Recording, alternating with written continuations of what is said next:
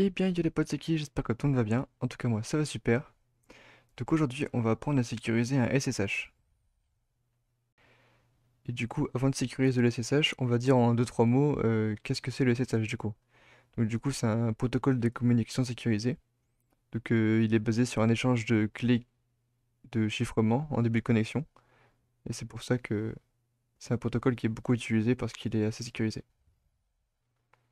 Et du coup, par défaut, il est basé sur le port TCP/22. Du coup, grâce au SSH, ça va nous permettre de réaliser une connexion à distance. Admettons, j'ai cette machine, une Debian, elle va pouvoir se connecter, elle va pouvoir être disponible sur mon PC réel, grâce à FileZilla par exemple. Je vais pouvoir récupérer les dossiers grâce au SSH en fait. Ou par exemple, grâce à Putty, je vais pouvoir me connecter à ma machine à distance du coup. Enfin, là je suis sur le même PC, mais vous avez compris l'idée. Si la machine elle est hébergée sur une autre machine et qu'on souhaite y accéder, on a juste à marquer l'IP si on est dans le même réseau et on va pouvoir s'y connecter en SSH. Du coup, si elle n'est pas dans le même réseau, peut-être qu'on a une passerelle ou voilà. C'est un peu plus compliqué, mais voilà. Vous avez compris l'idée. Et donc, du coup, dans un premier temps, on va installer SSH parce que sur cette machine-là, je ne l'ai pas pour l'instant. Donc, apt install SSH. On va dire oui. Voilà, il nous génère nos clés et tout. En SHA-256. Alors ensuite, l'adresse IP c'est 168.1.124. On va se connecter dessus avec Putty pour tester. Du coup, je sais pas j'ai quoi comme utilisateur dessus. Élève, ok. Donc on va marquer l'adresse IP 168.1.124 avec le port 22. Donc SSH du coup, open. On fait oui. Ensuite, on va faire élève, élève. Donc là, on a réussi à se connecter à SSH. Donc c'est une connexion distante du coup. Même si on est sur le même PC, on appelle ça une connexion distante. Et du coup, je me suis connecté avec élève parce qu'en route, on n'est pas autorisé à se connecter. Et donc ça, c'est la première règle, on va dire, en SSH. On va pas permettre cette route de se connecter en SSH. Et pour cela, on va dans le fichier etc ssh sshd-config. On descend un petit peu et ici on a la ligne permit route login.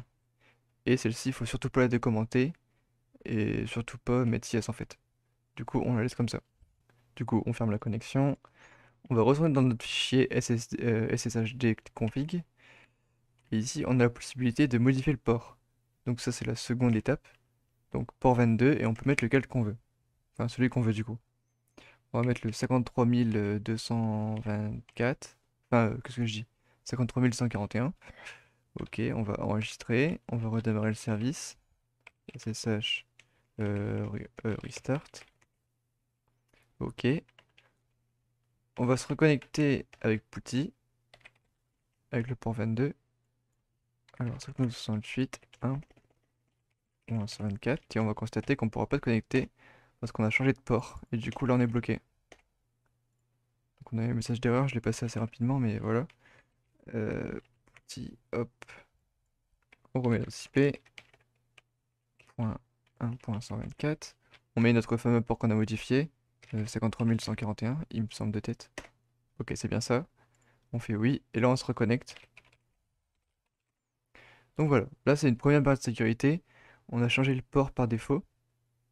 Et donc par exemple, si on a une machine qui est disponible sur Internet, et qu'on modifie le port SSH, bah, ça nous fait une première couche de sécurité parce que il y a des hackers qui font des scans sur l'ensemble d'Internet et qui trouvent du coup le port 22 chez vous.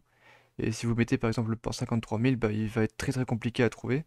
Et donc du coup voilà, c'est une première couche de sécurité, on n'est pas directement sur un port exposé on va dire. Ensuite on a une autre sécurité, ça s'appelle la connexion par clé. Donc du coup on va mettre ça en place. Donc du coup on va se connecter avec Putty. Donc si on se connecte avec Putty, en fait je l'ai pas dit, mais c'est comme si on se connectait avec mon PC physique. Sauf que c'est juste un client SSH on va dire. Donc ici ma Debian en fait c'est le serveur SSH et ici on a le client SSH. Et donc du coup, on va gérer une clé. On va générer une clé du coup. Donc on va prendre Puttygen. Donc il faut avoir installé Putty pour avoir Puttygen. On va générer une paire de clés, publiques et privées, qui va nous permettre de faire une connexion. Et on n'aura même pas besoin d'entrer de mot de passe en plus. Donc ici, on va rester sur du RSA avec 2048 bits. On va faire Generate. on va bouger au hasard notre souris pour générer la clé. Donc voilà, notre clé est générée. On va sauvegarder dans un premier temps la clé. On va sauvegarder dans un premier temps la clé privée.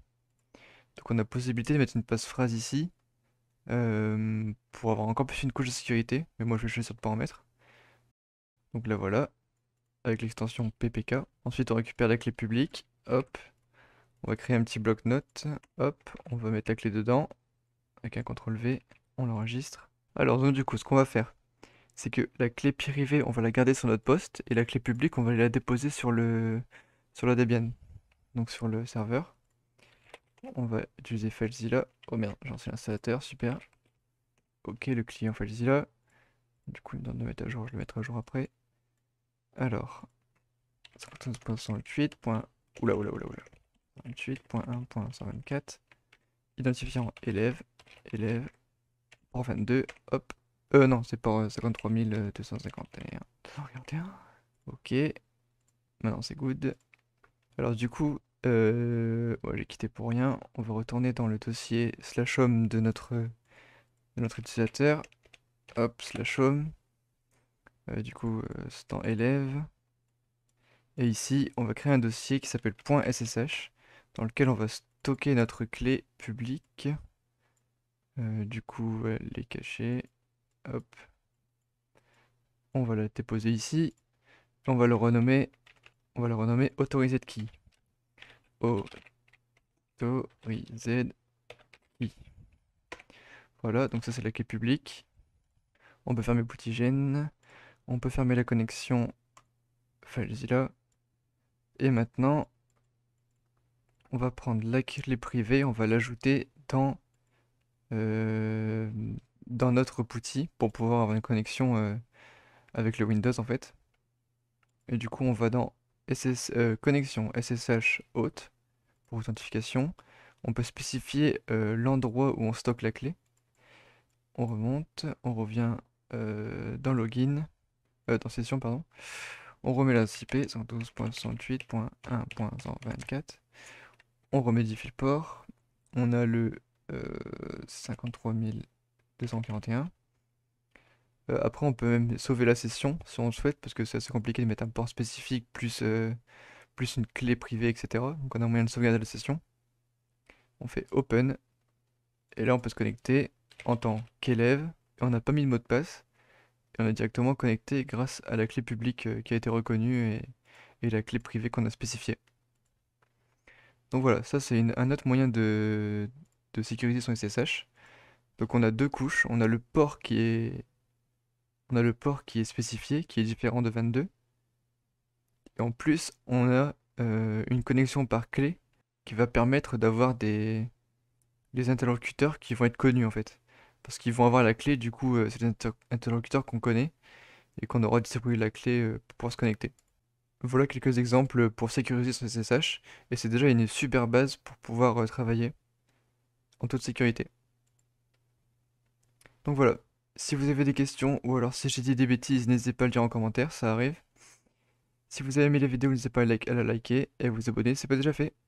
Et moi je vous dis ciao ciao pour la prochaine vidéo. Salut!